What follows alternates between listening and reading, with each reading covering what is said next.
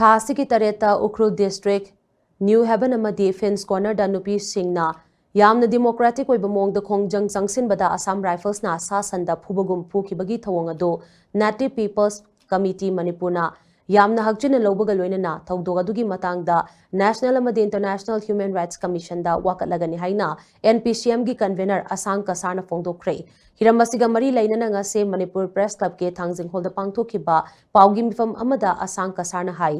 उखरुल लंबीदा लैबा New Haven सोगबाव विलेज के हेक मायोकनबदा सी याउलेन कौबा कुकी की कुलम लई टीएम कसोम की मनाक्तसु कुकी कुलम लई हाइरिबा कुकी खुलसिंग असे कुकी मिलिटेंट सिंगना तोइना चथोक चसिन तौबा मफमनी मतम खरगी ममांगदा टीएम कसोम विलेज ता कुकी मिलिटेंट सिंगना चथकिबा एम्बुस अमदा एक्स सर्विसमैन अमा याउना म्यू एनी सिखी हंदक्तसु कुकी मिलिटेंट सिंगना चथकिबा एम्बुस अमदा एफसीआई की ट्रक ड्राइवर अमा सिरगा पुलिस पर्सनल अमना असोगापन नंखिबा मफमनी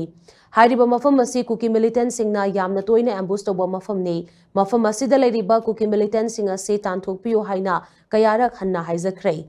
मफम असिगा नकना लैबा तांकुल खुलगी नहा सिंगना मसा ngakthokchanaba volunteer oina leiba matamda Assam Rifles sing laktuna Sogbaw village ta temporary camp ama village authority ge ayaba loduna hangjilakpani Assam Rifles ki thawong adu yaningdaba phongdoktuna nupi singna democratic oiba mongda protest tawrubada Assam Rifles na nupi sing adu tamthina phukibani nakalama romda ngarang charoi pandongba part 1 dagi Chunjanglung Panmei Koba Myoy Ama Kuki militant singna hatoklaga hundoklambagi thodok adu NPCM na akan mamongda condemn tawi lamdamasigi yelho furup sing mapan lamdagi sangsilakpa illegal immigrant singna hatpa hawraklaba fawba palibalenga kasina tumina yengduna leiriba sigi maram karigino haina mahakna makha takhi ngasi sigumba ngahak leiraga pandaba thabak thukpa chathariba sida Manipur gi lengakna karigi tumina leibano haibase karigi action lokhapa ngamdaribano karigi micham singda akwa indigenous people native people micham singda protect people ngamdaribano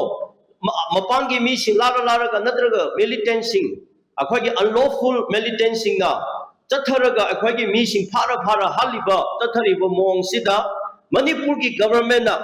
yenglaga leibasi karino haibase meangi Mamangda, ngasi Native People Committee Manipurna, masigi achobo wahang se mayamda, akhagi lengak asida hangjari. Aduna masi athuba matamda culprit singche lengak na pharaga book tawbigidabani haibase Native People Committee Manipurna strongly condemn tawboga loinana state government amase khanghanjabani. Government je miyam ki laibusu palan ba adu asu amuk sunnata. Amaronda amuk solonda politics solonda hojik Manipur da tongan ba akogi election naksal president da election ni wa ngana masida party kare kra mayam ama suji thole ana buji wari box president da akoi hena mi game changom thoi aduna sigumba miyam chinchina hawa na talbu mayam chinase masi akoi India ga mena Manipur ga mena miyam gi damukta laiwe jabo targadi masi akoi da aduna sena habiro miyam chinchi gi damakta tungi protection gi damakta akoi ngam na ba akoi thoram tawjerage aduna akoi miyam chinche bajiksu lairiba pibam jida ga mena akoi ngapti sembiru gi thoram mat laitrabanina akoi miyam chinchina magi kunna anaba